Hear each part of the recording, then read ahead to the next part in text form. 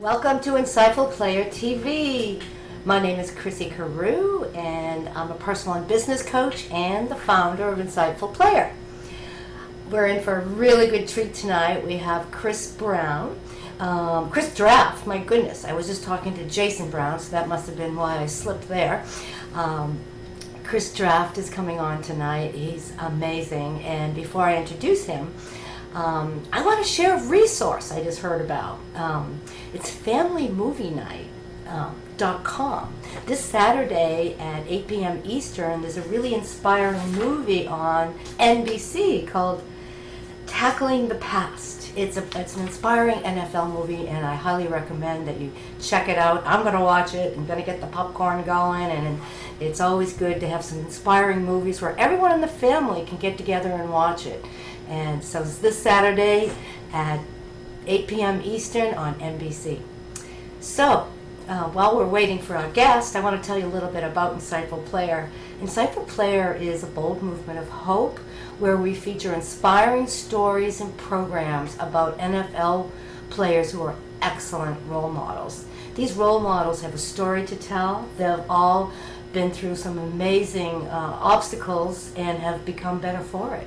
And they really want to inspire our youth and really help them learn to really respect and appreciate the value of adversity, and to really get in touch with what's in their heart and in their dreams, and really go after it and really create the life that they really want. And you know, they are just so committed to getting their message out. They're all really wonderful guys. They're humble, they're high integrity, they're under the radar, and you know, there are many more role models in the NFL than I ever knew about. And so I'm really excited to bring them to you. And you can also see their abbreviated versions of their stories on insightfulplayer.com. And just in a couple of weeks, we will have Insightful Player book is coming out, and it's listed on Amazon.com. And if you go to Amazon.com and type in Insightful Player, you'll find it. And it's loaded with 32 inspiring stories of hope. And I see our wonderful guest is here, Chris Draft. And I am just going to turn his volume up and just introduce him. Just want to make sure he can hear me before I introduce Chris. Can you hear me, Chris? I can hear you. Excellent, excellent. Well, Chris Draft is a former NFL player who played for 7 teams, and he's a 13-year vet. I affectionately refer to him as the Mother Teresa of the NFL, because it's incredible how much he contributes to others and how he inspires others to contribute to others. He's an exceptional role model. He went to Stanford. He's an author of a book, Do You Want to Play Catch? It's a children's book, and he can tell you about that. He's the founder of the Chris Draft Family Foundation, and they have a huge impact on community projects that support youth, families, schools, civic groups, and health awareness organizations.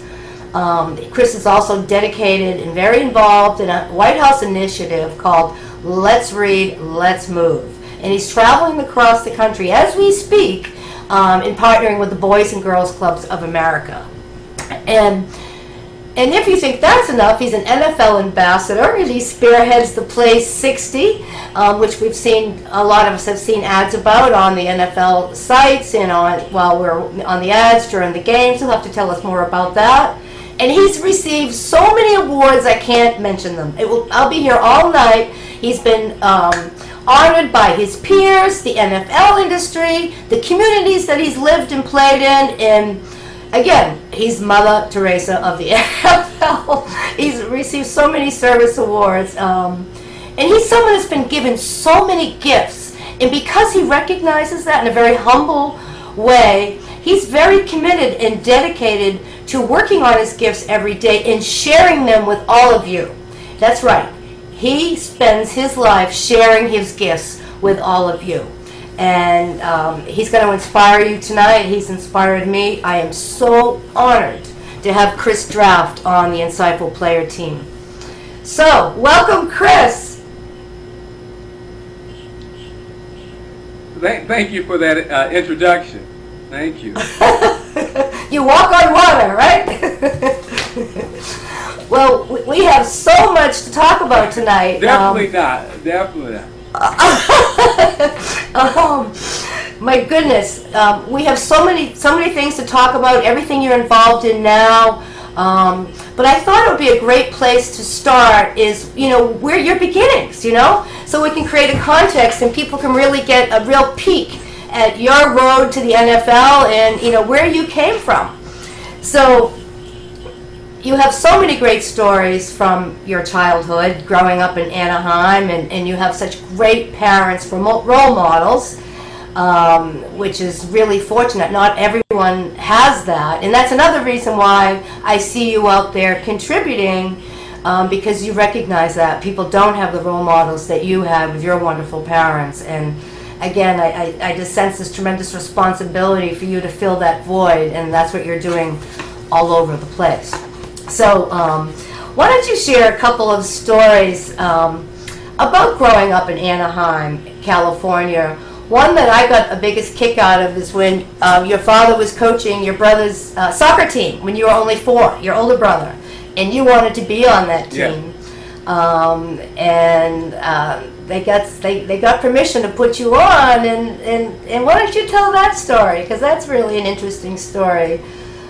How dads and moms set you straight at 4. I think that it is definitely one of the stories that I relate quite often when I go out and speak to not just young folks, but to parents too. And the story really is, I'm 4 years old, and I was bigger for my age, and the first sport that I played was soccer. And it wasn't something, when they think of football players being able to play in the league for 13 years, they think that's something that you just dove right into, and that everything just went great, and there was no problems. And I just ran on the field, and I wanted to practice, and I just wanted to do everything that the coach said. Well, it just doesn't always work out like that, and it didn't work out that first day. My dad asked me, he said, hey, we have an extra spot, do you want to play? And I said, oh yeah, I would love to play, I want to play. And went out, walked out on the field, and he said, well, if you want to play, then you got to run a lap. Well, what do you mean run a lap? I want to play soccer. I didn't say I wanted to run laps. I said I wanted to play soccer. So run a lap. He said, no, I don't know. And he said, well, you know what? If you don't want to practice with your teammates, you can go sit over by your mom. And my mom being the nice and very nurturing lady that she is, when I went over and sat by her, she said, hey, Chris, you either get out there with your teammates or you sit by me the rest of the season. So I'm stuck here in this decision mode. I got a couple of choices, and that is, I go out there and practice and do maybe what I don't exactly really want to do, or I sit by my mom, and I really don't want to do that. So I had to make a choice, and that choice, was to go all the way in. And I say that because they made it very clear from an early age that it didn't matter how good I was. They didn't say, well, I need you to go out there and practice because you're real good. I need you to go out there and practice because you need the practice because you're not real good. No, they said, if you're going to be on this team, then you need to practice. And because I did that, because I was on that team and was ready to practice, I made that choice. And that choice was critical, and that choice is what I make consistently. It's something that I have to do. And that's really one of the big reasons why I've been able to play in the league for 13 years is because, wherever I go, those 7 teams, wherever I go all the way in. I make the choice to always be there. Right. I remember you saying that you're all about, you're either in or you're not, and you give it your all, and that's all there is to it. And you mentioned something earlier that a lot of us fans are oblivious as the road to the NFL and what it took you guys to get there, and that a lot of people just think, oh yeah, they just walk right in on the field and they have this life of O'Reilly, and it's not so at all. And I think you talk about, you're someone that's so dedicated. You graduated from Stanford, and I remember you talking about how you had to really hit the books when you reached the NFL almost more than you did when you were in college as an economics major. Can you say a little bit about that? Well, definitely. The NFL is not just about practicing for 2 hours a day. I mean, we actually spend more time in a classroom than we do on the football field. And when I say that to people around this country, they are always so surprised because they're thinking, what can you do with that amount of time? We're spending more time in the classroom than we're doing on the football field. And that's us as players. That's not even coaches. Coaches, they'll be in the office at 6:30 and they're walking out the door at 11 o'clock p.m. I mean, so wow. this game that people see, there is a lot that goes into it. A lot of studying, a lot of preparation that really, really makes this thing roll. And one of the things, again, that I'm very clear to say is that I've never stopped being a student athlete. Never stopped being a student athlete. For young folks and parents to tell their kids that, you're going to have a chance to go play ball, and somehow that is separate from academic achievement is absolutely ridiculous. We study a playbook, and I know I'm on a webcam, but I'm trying to see how big, if you can see this, that big, that thick is a playbook, and it almost, if you were to look at a telephone book, it wouldn't be that far off from the playbooks that we have to know all of throughout the season. So it's not anything that you can just do. You can just walk into. It's something that you have to be ready for, not just physically, but mentally ready for, and then be willing to commit through every day to be able to be your best. That's amazing. And I know a lot of you guys, in addition to that, is you have to bring all that home with you. Watch film and study the playbook. So when you go home, you're still working. And I know you, someone who contributes so much to others, Tuesdays being the day off, I know you're out there in the community giving of yourself. I don't know where you get all that energy, Chris Draft. Every time I talk to you, I want to take a nap afterwards. And I'm not a napper because you just give so much. Well, I tell you, we talk about the game, and it's not a joke. It's not just a cliche. They say a cliche is something that they use over and over again, but it's just the truth, and that's why it's said over and over again. Is that you never know what's going to be your last play. You never know, right. And that's what I've tried to do is take that with me throughout my NFL career, but not just take that with me on the field, but really take that with me off the field. So on a Tuesday, I could take that time and just lay around, or I could be up doing some extra work, some extra exercise, some extra stretching, but also take that time and be out there in the communities. It's something that I'm continuing to do right now, and really set the tone for that throughout my playing career. Right, you certainly did that, and and that reminds me of another story, how your parents really drilled this in, to really widen your perspective and take responsibility for whatever was in front of you, like walking down the street. When you'd see trash, they'd say, go pick that up, and you're like, what? Can you tell them a little bit about that? Because that was an interesting story as well.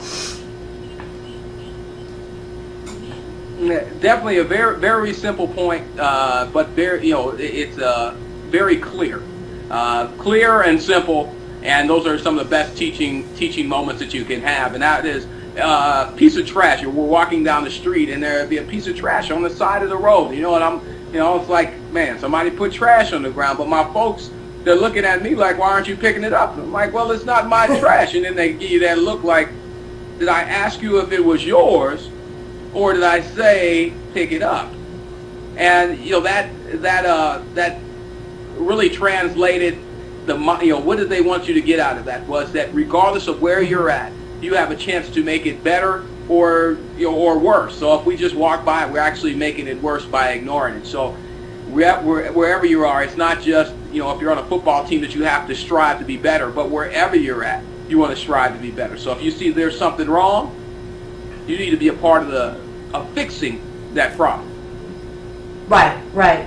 And so do you attribute, that kind of training with your parents to, developing the stamina and resilience? Like back when you were really young, you had experience with that whole stereotypes, black male, making erroneous assumptions about who you were.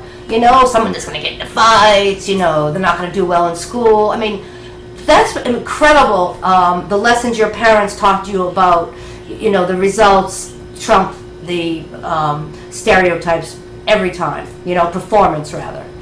Can you talk a little bit about that? Because that is so inspiring. They definitely... They definitely did, and I think really the key point is not really kind of just working the trumpet, but really always asserting that to be a man, regardless of where you're at, be a man. Let your actions speak for who you are. You know, if there are certain prejudices, there's certain you know, saying ideals that people want to put on you, certain stereotypes. Well, you know what? Start checking those off the list. You stand up, you be a man, and eventually they will respect you for who you are. It might not be right away.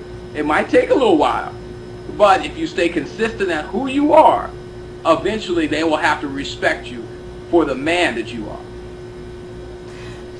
So that's pretty incredible for a young kid to be able to cling to that and to go through that. So was it a vision? I mean, how did you define a man? What was it, Chris, that really kept you going? Because that does take times, like you said, to earn that respect. Well, I think it's something that's very simple. I mean, what defines a man is really when you think of that you're in a kind of a problem situation, and you think of who is that person that you can count on, and that really tells you what that man looks like. That man is that's disciplined, that man that's responsible, that's honest, that's compassionate, that has courage, and all that's that's respectful. I mean, you see that, and it becomes very obvious, regardless of what profession that a particular person does. It is very obvious that, man, that's a good man right there. That is a good man. And I think to a person, if you have to ask them that, it's not too difficult to recognize. Now, if you just want to talk about money and certain successes, it might be a different conversation. But if you said a good man, most people can pick them out just fine. So did you have any other role models in your life outside of your family that that you aspired to be like?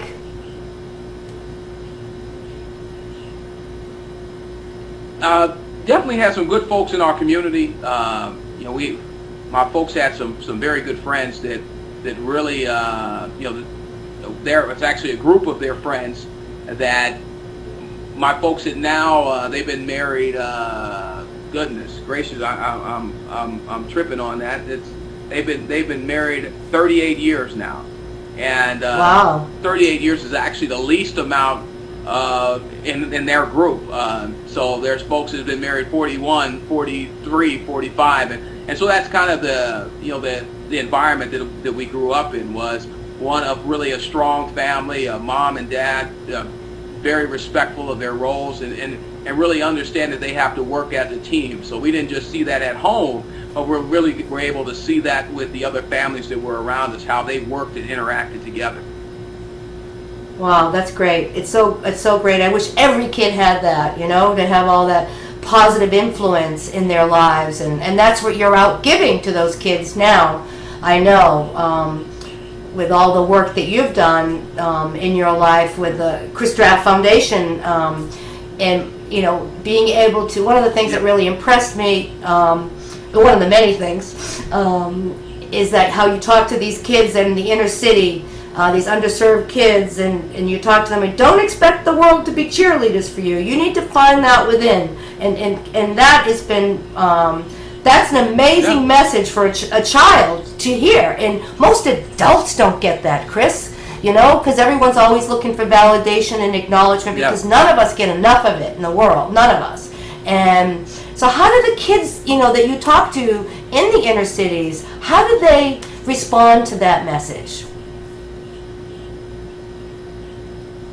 Well, they definitely respond to it well, and it's just being very, very clear on helping them recognize who are the people that are in their corner.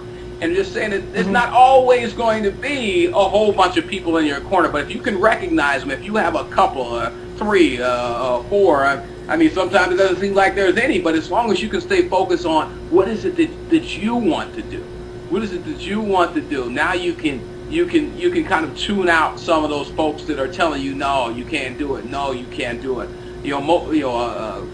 Quite often I'll have the students stand up and I say, tell me what your name is.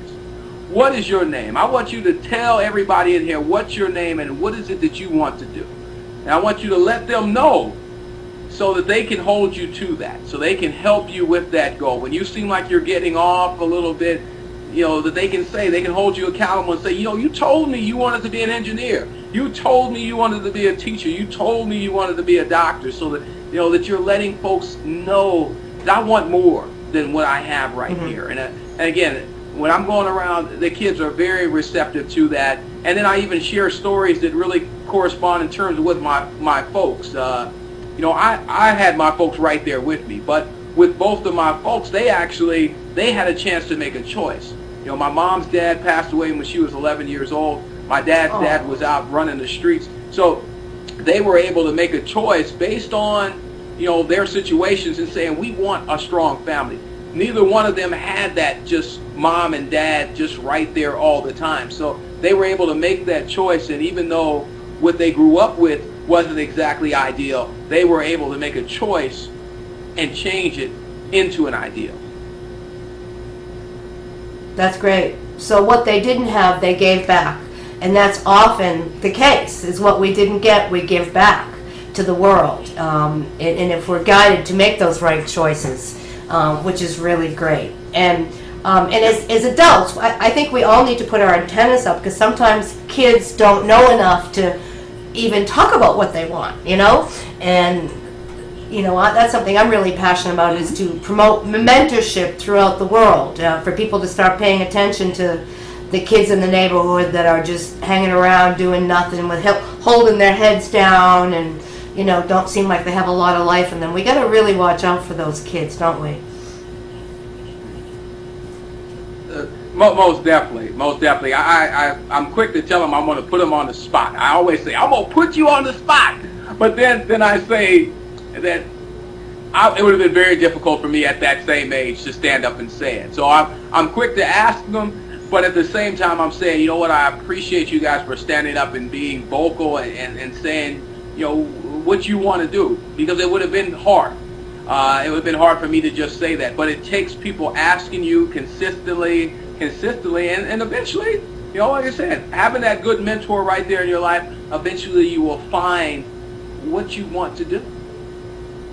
Right, absolutely. And that's another thing you do with the kids, is that you really empower them by challenging them to, and that you expect greatness. And I bet you some of these kids never even heard that before, or thought that about themselves.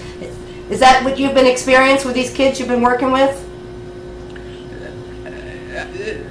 Definitely. I mean, I think some of the standards and I guess in some of our areas, the standards are so low that we don't expect enough from them, and you can see as soon as you start to expect more, some of the amazing things that happen with our kids. And I mean, that's just really it. I'm going to tell them, say, you know what, you're better than that. You are definitely better than that. I hear you. So you'll have a young kid that introduces himself and their head is down, they're looking down, and you can barely hear them. And I say, no, that's okay. We got plenty of time for you to stand up and look at me and say your name louder. Right. And maybe it's a little bit louder. And I said, that's okay. Again, we're going to let you say it louder. So being able to take that time and say, you know what, you're important. You're important, and I want to know what your name is. I want you to say it clearly, and I want you to know that you're important enough to let everyone around you, let them know who you are. Everybody, don't you love his passion? Isn't he amazing? We got to get you on the world stage. That's for sure. And speaking of which, challenging, to push further, your father did that when you were 10 on your first football team, when you were really had that, you were so determined to really show everybody your stuff and that you could do it, and boy, you got beat up physically. You were sore. What did your dad say about that? What was the message he gave you about that? Well, I was definitely beat up a little bit sore, but I was beat up because of working so hard and working to try to prove the people and the coaches that they were wrong. And again, most of the time when someone asks you, what do you play? You play linebacker in the NFL, and they think, oh, you started at linebacker and it just happened and you were just great from the beginning. Well, the first day I came out to football, I said, man, they said, what position you want to play? And at that time, I was nice. I was a running back, and I'm fast, and I'm quick. At least I was on the field in elementary school and at the park. And I came up, they said, what position do you want to play? And I told them, I said, I am the running back, the running back. And they looked at me, and I looked at them, and they said, you're going to be a lineman. You are going to be a lineman, you are going to block, and then you're going to be a lineman on defense. I said, hold up there now. I am a running back. And so I had to prove that I was the running back. So that day I said, I'm going to run, I'm going to get it, I'm going to go, I'm going to show them I'm the fastest, I'm the quickest. You're just going to have to make me the running back. You're just going to have to. Well, when you do that, all that showing out, and it's the first day, well, you come back and later on that day and later on that night, all of a sudden you're like, oh my goodness, I'm sore. And I had to look at my dad. I'm looking at my dad, and I'm thinking, they're not letting me play running back, and I'm over here sore. And he looks at me, and it's like, you started, you finish it, you're going to run that soreness out the next day. And very clearly, what does that mean? It says commitment. When things aren't exactly, you make a choice to go all in. It doesn't always work out how you want it, but then you have to stay committed. And if you stay committed, things will start to work out more for you. And I actually believe that my awareness in terms of football has always been improved by the fact that I actually started out as a lineman. Even though I was 10, even though I was 11 when I was playing that, those times and the appreciation of that position really helped me throughout my career. Well, that's great. Well, that's something you're good at anyways, gratitude. And so that's really good. And the fact that your father challenged you, you're going back out there tomorrow. And so, from the stories that you share with the children, as well as from your, which relate to your own personal life, I bet you that was empowering because you pushed yourself further than you thought you were capable.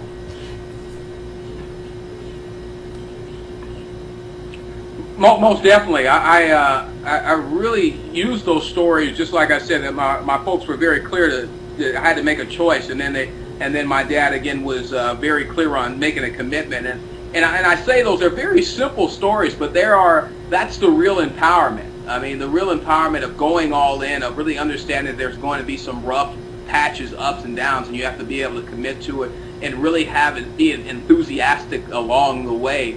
I don't know where I would be without my folks saying that. I mean, because I know at 5 years old, I know at 6, 7 years old, I easily could have been the kid that didn't go all in. I could have easily been the kid that said, I don't want to play, I'm going to give up, I easily could have been that if I didn't have somebody there pushing. And that's really kind of the basis of the foundation is we are empowering families so that they can be that encouragement, empowering communities so that they can be that encouragement to our young boys and girls that might be struggling a little bit and they need that little push.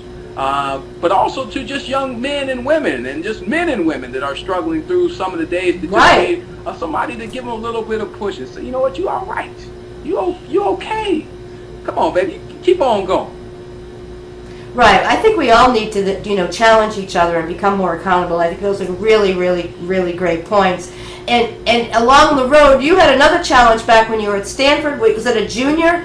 When the asthma showed up, you have severe asthma and you weren't sure if you were going to be able to play anymore. Can you talk a little bit about that? 'Cause that's an incredible story as well, Chris.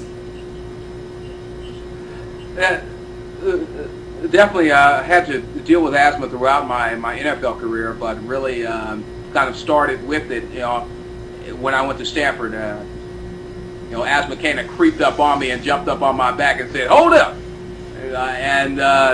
It took a while to really diagnose it because it wasn't just asthma. It was actually, I had enlarged tonsils and adenoids, which combined together, so you have a smaller, breathing area because of the adenoids and the tonsils, and then you combine that with asthma, and then what you have is basically just choking, which is what I was doing for most of my junior year at Stanford. And at the end of the year, we were playing in the Sun Bowl, playing in Michigan State in the Sun Bowl, and the last play that I played on defense, ran down 60 yards, hit a guy, ripped the ball out, and I was laying there and made a great play that saved our shutout, preserved the shutout. But I was sitting there thinking, I said, I couldn't catch my breath this whole game. And, football players, we're known for pushing it. We're known for always taking it to that extra step. When your body feels like it's not going to make it, you push forward. But at that moment, I really was saying to myself, I can't continue to do this. And, my folks were there to push me to go and find that answer. Well, in finding that answer, it was tonsils, adenoids, get them out. And I had a little bit of a reprieve my senior year, but then my asthma has progressed where it's gotten worse. But it's something I dealt with throughout my career. But I tell you, I wouldn't change it. I mean, I wouldn't trade it, because what it does, it makes me every morning, where a lot of people, they just get up and they get up and it's like, oh, it's sunny, oh, it's gloomy, oh, it's whatever it is. But I get up in the morning and I say, I can breathe today. It's a good day. And I mean, wow. That changes my whole perspective on what I'm doing. Mm-hmm. That's amazing. That's amazing. And you have to really watch your health all the time.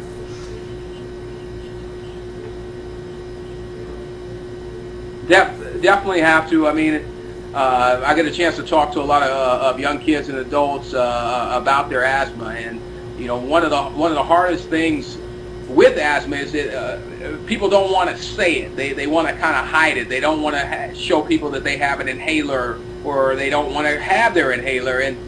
And one of the biggest things that I'm able to do is just really say, I played in the NFL 13 years. I have asthma.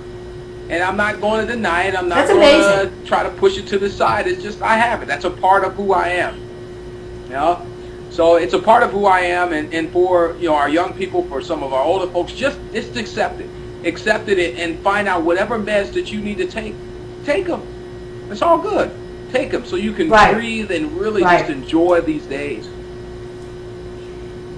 Right, acceptance. That's another big piece. Whenever obstacles come your way, or if you accept it, then you can work with it, and it can work for you as well. So that's a really good point. And the Chris Draft Family Foundation, you've done a lot of work with asthma and so many other things. Can you talk about the Chris Draft Foundation? Everyone has to go to this website, chrisdraftfamilyfoundation.org. You won't believe all the things this guy is doing in his foundation. And there's some great videos to watch, and there's so many amazing programs. Can you talk to us about that, Chris? Some of your programs? Well, the Chris Draft Family Foundation is empowering families to live healthy lifestyles. And we don't think that you can do that with just one particular thing. So our initiatives really focus on character development. What does that come down to? What does it really take to be a good man and a good woman? How are we defining success in our communities? Are we defining it by who the person is or what they have? We want to make sure it's about who they are. Our literacy leaders is, the numbers show that the education levels in America are really come back to our literacy levels. Your level of really accomplishment will come back to how well that you're able to read from an early age. In terms of health and fitness, the importance of really creating that lifestyle from the beginning. So one of the things that we fight for a lot is recess and PE in our schools, setting an early, this early lifestyle of movement and being in shape and understanding what that feels like, making sure you're eating, make sure you're taking care of your body. And then when you acquire that information, you acquire the understanding of what it takes to be that good man, you understand what it takes to be better in terms of being educated. When you acquire the knowledge of health and of fitness, then we want you to share it. Share it. So service is always a huge piece of that says, how do we make our community better? How do you're improving yourself as an individual. You have a family around that you guys are working to improve yourself, but then how do you then spread that knowledge that you have to your community so that you can help them be better too? Wow, you're a great life coach. it's so important, you know, that by giving back like that is the highest level of fulfillment. Yeah, you're welcome. You're welcome. And you know, everyone, please go to the ChrisDraftFamilyFoundation.org. You'll be very inspired. There's lots of videos, there's lots of stories, there are lots of tips, and I think you'll really, really enjoy it. And no ifs, ands, or buts. And I think another thing that would be interesting for our viewers to hear about is your transition out of the NFL. I know that can be really tough for a lot of players. Can you talk to us about your transition? It's you have so many activities. Tough. I mean, I've been able to do work that I've been able to continue to do work, you know, as a founder of my foundation, as an NFL ambassador, where I actually go and speak to different colleges right now on behalf of the NFL. I've been working with the Department of Ed, with the Let's Read, Let's Move program in the White House, and it's about trying to stay busy. You know, these are things that I was working on while I was playing, knowing that at any time it could be over. Anytime. You know, I was blessed, absolutely blessed to get to my 13th year in the NFL, but it could have been over at 7. It could have been over at 4. At one point, when I went to Chicago Bears and the coach said that I asked too many questions, my linebackers coach, I thought it was going to be over right then. And that was before I even got going my rookie year. So I think that's, you know, preparing consistently is helping with that, but it's still, you know, it's still a little tough transition when you know it's August and you're supposed to be in training camp. Now, in terms of my mind, I'm still thinking, you know, I think about that, but my body is over here saying, you know what, you do not need those hits. No. No,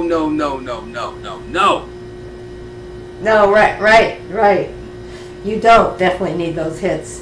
Well, you know, you are doing a lot of running a lot of programs right now. I mean, what does it mean to be an NFL ambassador for the Play 60? Can you share us a little bit about that? That's fascinating. Well, it's definitely a couple of things. NFL ambassador, as an NFL ambassador, I'm actually going around to colleges and speaking to them about you know, really the idea of making it to the pros, the numbers, and really helping them with their perspective and showing them that their academic success is going to be way more central to their lives than really going to the pros. But the other part is I've been working with the Play 60 movement. That is it's a movement. It's a movement that's necessary to get our kids back into the shape that they need to be in, and just Americans back into the shape.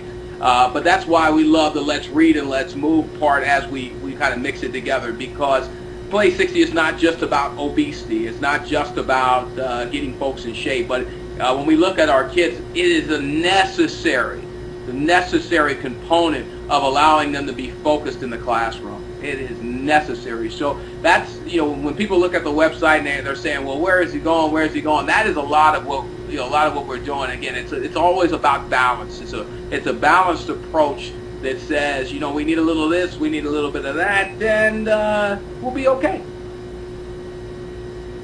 Right, yeah, it's like putting everything together, integrating, you know, versus having everything segmented and competing. The integration is so important with the balance. Mm-hmm.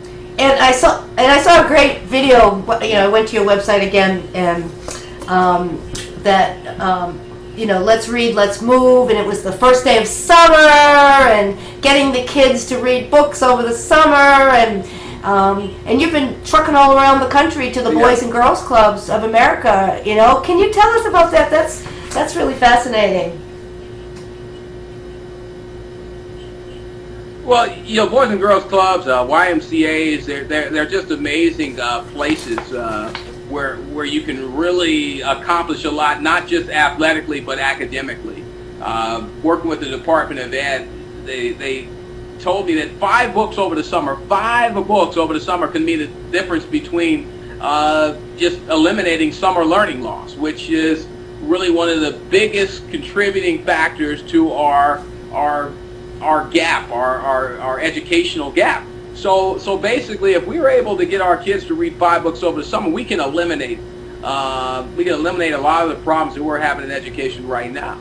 Well, And so when you look at a Boys and Girls Club, you look at YMCA's, these are the perfect places to keep our kids active physically and mentally. So been going around and remind them, say, man, you guys love what you guys are doing. How do we keep getting the kids excited and keep them doing more? And then let them go share that with their friends that don't have that Boys and Girls Club or don't have that YMCA or that community center. Share that with their friends. So if they don't have somebody to give them those books, man, share the book with them. If they don't have somebody to exercise with, man, go over and exercise with them.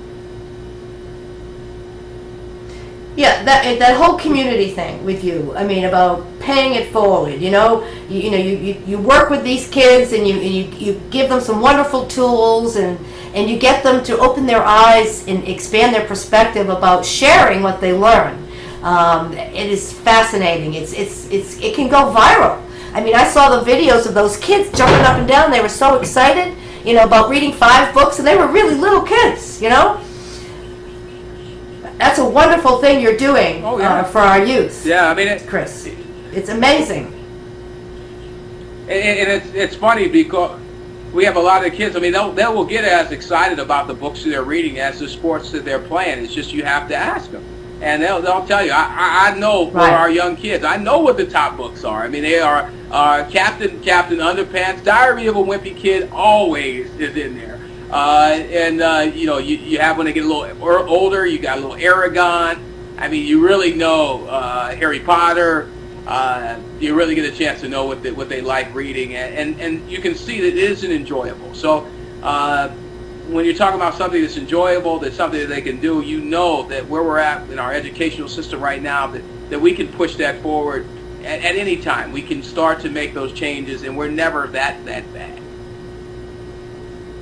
Right. And then you have your book, Do You Want to Play Catch? And I know the proceeds go to the Chris Draft Family Foundation. That's a really fascinating book. We need to get that up on the Insightful Player website, by the way. I'll have to talk to Jeremy. Oh, you have it. Excellent. Definitely. I have a picture of you holding it. I'll put it up. Excellent. Hold it back just a little bit. That's me so we on can there, see. I think we need to. Well,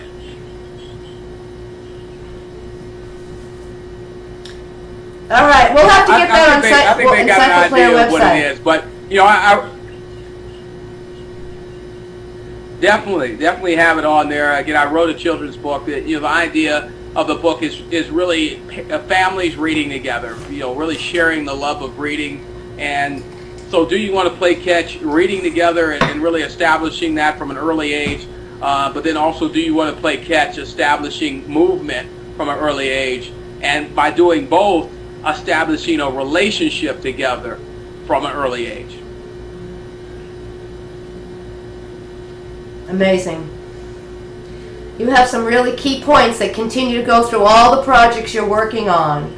It's amazing. The whole balance thing, the community, serving others, you start something, you finish it. I mean, you have some really, really, really good points to share with not just kids, but we adults as well, of all ages. And the one thing we haven't talked about, and I would love to learn about the Chris Draft, the professional speaker. Can you tell us what you're doing with that? Well, again, definitely, we're talking about the things that I talk to kids with when I'm going to, say, a Boys and Girls Club. But these things aren't just messages for kids. I mean, they're not just a message for them. Again, as I say, empowering families. We understand the importance of that. This is an empowerment for everyone. To be able to appreciate the day and be able to make small changes in your life and in your community. That is not a message that is just something that our kids need to hear, but really something that I've been committed to in terms of moving around the country and also speaking, being able to speak and really motivate adult groups in terms of that. Wow. We'll have to talk about that so we can help you get some more gigs, because we got to get your messages out to adults as well. It's very important. People need to hear that. We need to be reminded. Everyone's so isolated, and your messages of community and supporting is is just so empowering and challenging yourself to push and start what you finish and share, pay forward. I mean, there can really change lives. Really, if someone just took one of your principles, that could dramatically make a huge difference in their life. So have I missed anything tonight? I mean, this is just my story. Right, and you know, and it's great. I don't again, think I just love how I think it's really just the beginning. Yeah, and Chris might be coming back on a regular basis, which we would love, you know, because you have so much to share, and you have so many great stories and some key principles that if we all adopted, you know, just one of them would really make a difference in our lives. So do you think we got it all tonight so far for our first visit with you? Do you have any parting words that you'd like to share? Well, I think all I have to say is go check out. Do you want to play catch? Pick you up a book. Do you want to play catch? Go out and check out our website, ChrisDraftFamilyFoundation.org. If you have a group that you think that you need a little inspiration, you know, definitely try to reach out to me, Chris Draft, ChrisDraft.org. And the other thing is love the day, appreciate the day, and just enjoy it. The gratitude. You're right. And decide to love it, right? Just decide to love the day. Yes. Well, thank you so much, Chris. Thank you. I really appreciate your spunk and your passion, and we need to get you on the world stage. Every day. Hey, thank you very much. It's my pleasure. It's my pleasure. Thank you. All right, we'll have you back again. We'll talk about setting something up again very soon. And I want to bless you and everyone. It was just so great to have Chris here, and I'm so glad you got to meet him for the first time, because he will be back, because he has so many messages to share. And you know, go to insightfulplayer.com and look at his story and look at his guiding principles. And if you could look at his guiding principles, that's something you could just tack up on your refrigerator or on a whiteboard or in your bathroom mirror, and I think it will really get you going every day and really help you expand your perspective. So we'll have him back, and Chris, thanks again, and thank you everybody for tuning in. And next week we're going to have Kevin Riley back, and he is going to share his story. His career ended early at the NFL because he had cancer, and he lost his shoulder, his arm, and several ribs, and he has one of those amazing get up and go attitudes, and you two would really make good friends, I think. If you know, I hope to introduce you sometime soon, Chris. I think he'd really appreciate you as well. So everybody have a great week, and be great. What is the? Go ahead.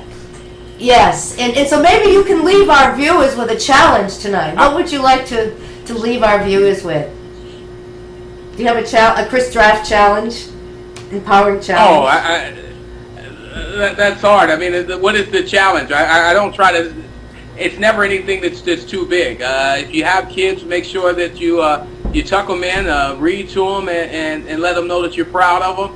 If you're looking at your wife and she's looking at you and her husband, make sure you appreciate them. And then if you got enough time and it's not too dark, you know, take a walk together and say hey to your neighbors. Wow, that's great tip. The quality of your relationships equals the quality of your life. No ifs, ands, or buts. So with those words, we'll sign off, and everyone have a great week, and just enjoy and love up all the people in your life. Thanks again. Have a great night, and thank you, Chris. Good night.